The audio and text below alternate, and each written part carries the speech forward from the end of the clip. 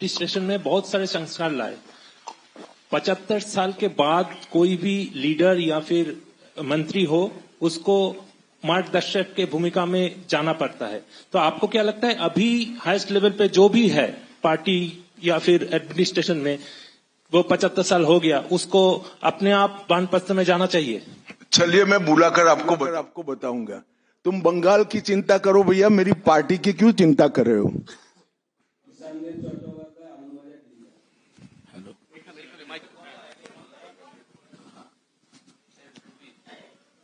Amit ji, there is anxiety among the Motua communities regarding the papers and documents to be produced in the SIR process. And would you like to consider anything so that they can get rid of their anxiety? मतुआओं को डरने की कोई जरूरत नहीं है। ये Bharatiya Janata party का वादा है। जो शरणार्थी बंगाल में आए हैं वो भारत के नागरिक है, इनका कोई नुकसान नहीं कर सकता, ममता बनर्जी भी नहीं कर सकती। Amit ji, this is Atri Mitra from Indian Express. पिछले कई इलेक्शन में हम लोग देखे हैं कि your ground level organisation was failed to dominate in the day of election with TMC. So is your organization is ready for now in 2020? आपने ध्यान से नहीं देखा है। मैंने इसीलिए पहले भाजपा की विकास यात्रा, भारतीय जनता पार्टी की विकास यात्रा बनाई।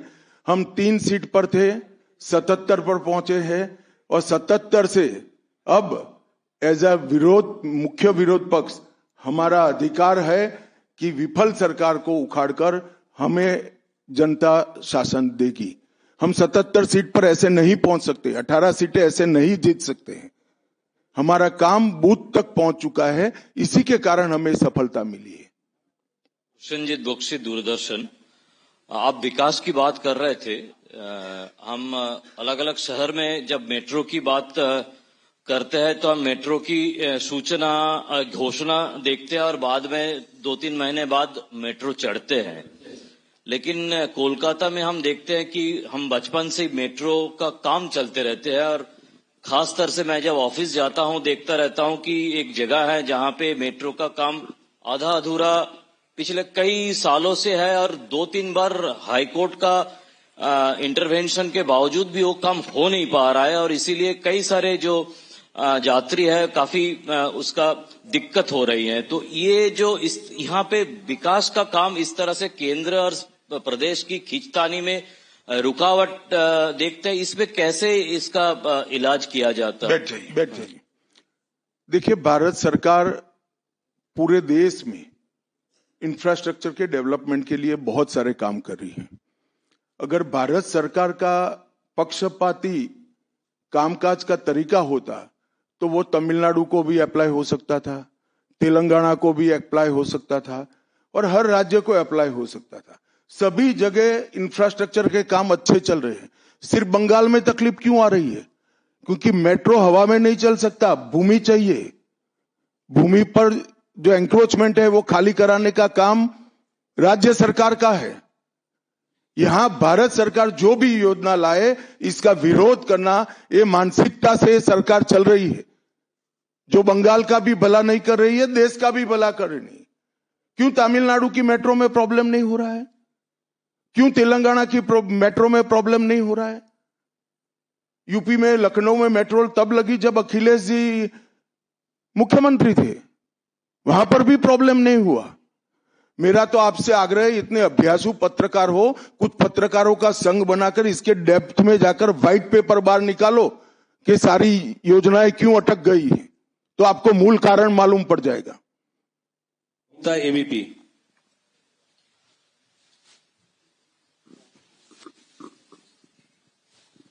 अमित जी, अभी आपने वंदे मातरम की चर्चा का जिक्र किया, लेकिन उसके साथ में जो है एक चर्चा और हुई थी, जी राम जी जो अभी जो कानून की शक्ल ले चुका है, उस दौरान भी जो है ममता बनर्जी और अभिषेक बनर्जी लगातार ये कहते रहे कि केंद्र सरकार से फंड ही नहीं आता तो हम विकास कैसे करें, वो फंड रोकना और उसका विरोध किया। देखिए भाई, इनके विरोध को अब देश में कोई गंभीरता से नहीं ले रहा है। अगर कोई एक स्टेटमेंट भारत सरकार करेगी कि भारत देश कोई भी क्षेत्र में सबसे पहले आएगा तो भी ये विरोध करेंगे। विरोध उनका स्वभाव हो चुका है, इनके विरोध को कोई गंभीरता से नहीं ले रहा है, ना जमीन पर इसका कोई विरोध का असर दिख रहा है। लोहिया, एनडीटीवी।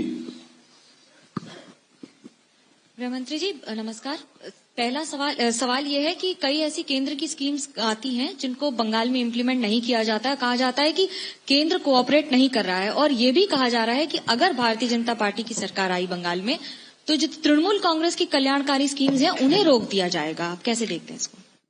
देखिए, मैं बंगाल की जनता को यह अपप्रचार चल रहा है, इससे स्पष्ट रूप से भारतीय जनता पार्टी की ओर से कहना चाहता हूं कि भारतीय जनता पार्टी की सरकार बनने के बाद अभी की जो सरकार जो स्कीमों के नाम से जो कुछ भी चला रही है, एक भी स्कीम बंद नहीं होगा, और हमारे घोषणा पत्र में हम जितने भी स्कीमें करेंगे उसको जमीन पर उतारेंगे। ये हमारा रिकॉर्ड है, ट्रैक रिकॉर्ड है देश भर में। उज्जवल राय, एएनआई। सर, आपने सबसे पहले ही घुसपैठियों की बात की है, जो सबसे बड़ा मुद्दा देश के लिए भी है, और खासकर पश्चिम बंगाल जिस तरह से बांग्लादेश का अभी मौजूदा हालात है उसको देखते हुए। लेकिन जो सवाल आपने किया है उस पे प्रतिक्रिया ये मिलती है कि बीएसएफ तो केंद्र के अधीन है, आखिर ये विरोधाभास तुम कहां भाभी जी को याद करते थे? मैंने पहले ही जवाब दे दिया। बीएसएफ जब तक फेंसिंग नहीं होती है तब तक बीएसएफ सुरक्षा नहीं कर सकती है। बीएसएफ को भूमि देनी पड़ेगी फेंसिंग के लिए भारत सरकार को। मेरे स्तर पर मैंने 7 पत्र लिखे ममता बनर्जी को। ये 6 साल के अंदर 3 बार गृह सचिव यहां कर मीटिंग कर गए चीफ सेक्रेटरी से। मैं पूछना चाहता हूं तृणमूल कांग्रेस की सरकार को, जमीन देने में क्या डर है? कि आपकी कोई रिस्पॉन्सिबिलिटी नहीं है, या आप घुसपैठ होने देना चाहते हो? और फिर भी नदी नाले जंगल कहीं से कोई घुसपैठिया आ जाता है, कहां आता है? सबसे पहले गांव के थाने और पटवारी के बगैर कोई रह सकता है? इसके डॉक्यूमेंट कौन बना रहा है? बंगाल सरकार बना रही है। देश भर से जो घुसपैठिए पकड़े जा रहे हैं, इनके पास से बंगाल के डॉक्यूमेंट, फर्जी डॉक्यूमेंट पकड़े जाते हैं। उन्होंने घुसपैठियों को अपनी वोट बैंक मजबूत करने के लिए राज्य सरकार की नीति के रूप में स्वीकार कर लिया है। इसलिए मैं कहता हूं कि तृणमूल कांग्रेस घुसपैठ नहीं रोक सकती। बंगाल की डेमोग्राफी खतरनाक तरीके से बदल रही है और आने वाला समय बहुत चिंताजनक है। 26 के चुनाव से पहले बंगाल में मंदिर मस्जिद की राजनीति शुरू हुई है। आपको पता होगा मुर्शिदाबाद में बाबरी मस्जिद का। एक मिनट, मंदिर और मस्जिद दोनों की राजनीति कौन कर रहा है? एक तृणमूल से निकले हुए एमएलए कर रहे हैं और एक तृणमूल कांग्रेस कर रही है। तो सवाल का एड्रेस गलत है, सवाल तो सही है। निर्माण से बंगाल और भारत में शांति का माहौल बिगड़ सकता है। देखिए, चुनाव के वक्त ये सब करने की परंपरा कितनी उचित है वो बंगाल की जनता को तय करना पड़ेगा, मगर मुद्दा यहां तक सीमित नहीं हुआ है। युवाओं की रोजगारी का है, महिलाओं की सुरक्षा का है, घुसपैठ का मुद्दा है, भ्रष्टाचार का मुद्दा है, इंडस्ट्रीज के पलायन का मुद्दा है, गिरते जा रहे इंफ्रास्ट्रक्चर के स्तर का मुद्दा है। ढेर सारे मुद्दे हुए, कहीं से बच नहीं सकते। सर, मेरा एक प्रश्न ये है कि आज ममता बनर्जी लगातार 2 दिनों से का एक अपना स्वभाव है, लेकिन उनपे जो है तुष्टीकरण का आरोप लगाया जा रहा है, और लगातार वो पहले भी मंदिर एक बनवाई है अभी उड़ीसा के तर्ज पे, और दूसरा एक और घोषणा उन्होंने कर दिया महाकाल मंदिर बनाने का। तो चुनाव की दृष्टि से क्या आपको लगता है कि इसका मैं तो भाई किसी भी कारण से मंदिर बनाती है इसका स्वागत करता हूं, मगर बहुत देरी कर दी है उन्होंने।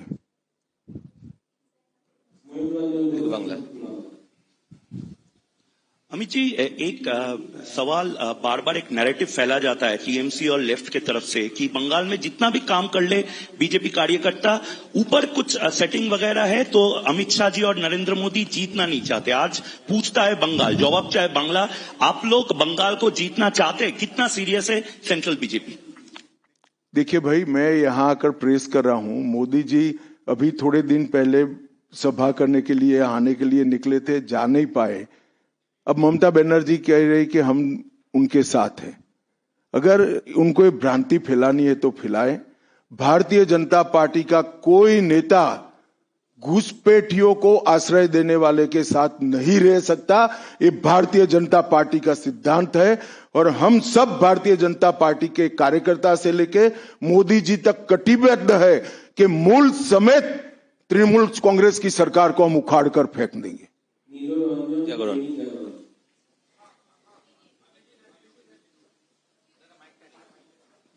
जी मैं ये अभी आप कह रहे थे कि 3000 जो हैं भाजपा के कार्यकर्ता जो हैं घर छोड़कर भागना पड़ा उनको इलेक्शन के कारण, 300 की हत्या भी हुई है। फ्री एंड फेयर इलेक्शन कैसे होगा अगर मतलब लोग जा ही नहीं पाएंगे बूथ पर? तो देखिए ऐसी ही नीतियां अपनाई थी कम्युनिस्टों ने, मगर सत्ता परिवर्तन हुआ या नहीं हुआ। ऐसी ही नीतियां अपनाई थी उत्तर प्रदेश में समाजवादी पार्टी ने, सत्ता परिवर्तन हुआ या नहीं हुआ। लोकतंत्र में जनता महान होती है और जनता जब तय कर सकती है, कर लेती है, किसी भी तानाशाह का कुछ नहीं चलता। CNN News 18. Sir, there has been a huge attack by the Trinamool leaders that the election commission is BJP commission. That's what they say, and whatever deletion is taking place, that is at the behest of BJP. So how do you react to that, sir? देखिए, ममता जी के पास से और कोई अपेक्षा रख नहीं सकते। उनके खिलाफ जजमेंट आएगा तो जुडिशरी बीजेपी की है, इलेक्शन कमीशन घुसपैठिया हटाएगा, SIR लाएगा तो इलेक्शन कमीशन बीजेपी का है। वो हारने के बाद शायद ऐसा कहे कि मेरे कार्यकर्ता ही बीजेपी में चले गए।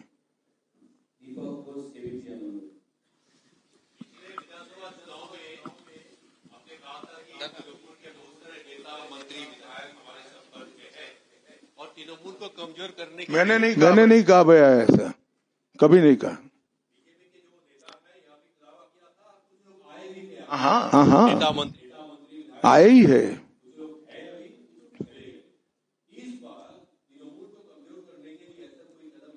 तृणमूल को अरे सुनिए ना, समझ गया मैं आपका सवाल। तृणमूल को कमजोर करने की भारतीय जनता पार्टी को कोई जरूरत इसलिए नहीं है कि तृणमूल अपने अव्यवस्थाओं के कारण, अपने कामों के कारण जनता के बीच में कमजोर हो चुकी है। बांग्ला अमित जी नमस्ते। PMLA prevention of money laundering act, हम जानते हैं हमारा देश का काफी कड़ा एक आइन है, जिस आइन के दौरान अरविंद केजरीवाल जी तिहाड़ जेल चला गया, हेमंत सोरेन जेल चला गया। लेकिन यहाँ वेस्ट बंगाल में ED कलकत्ता हाईकोर्ट में रिपोर्ट दिया है, एक कंपनी है लीप्स एंड बाउंड्स जिसका 150 करोड़ रुपया सीज हुआ है, लेकिन उसका मालिक अभी तक अरेस्ट नहीं हुआ। उसका नाम है अभिषेक बैनर्जी, MCMP आप जानती है। इसीलिए सेटिंग्स वगैरह ये जो लोग प्रश्न कर रहे हैं, इसीलिए सेटिंग्स वगैरह ये हवा उठ रही है, नैरेटिव्स उठ रहा है। बीजेपी का जो लोअर लेवल का नेता भी है वो भी पूछ रहे हैं कि क्यों अभिषेक बैनर्जी अरेस्ट नहीं हुआ, उसका कंपनी का 150 करोड़ रुपया सीज हुआ फिर भी अरेस्ट नहीं हुआ। बीजेपी के लोअर लेवल के नेता का मुझ पर छोड़ दीजिए, बाकी भारतीय जनता पार्टी किसी भी एजेंसी के काम में दखल नहीं देती है। एजेंसी जो न्यायिक काम होगा वो जरूर करेगी, किसी से डरेगी भी नहीं, किसी को बचाएगी भी नहीं। আমাদের ভিডিও ভালো লাগলে লাইক এবং শেয়ার করুন, কমেন্ট সেকশনে গিয়ে জানান আপনাদের মতামত। আরো ভিডিও পেতে আমাদের চ্যানেল সাবস্ক্রাইব করুন এবং প্রতি মুহূর্তে খবরের আপডেট পেতে প্রেস করুন বেল আইকন।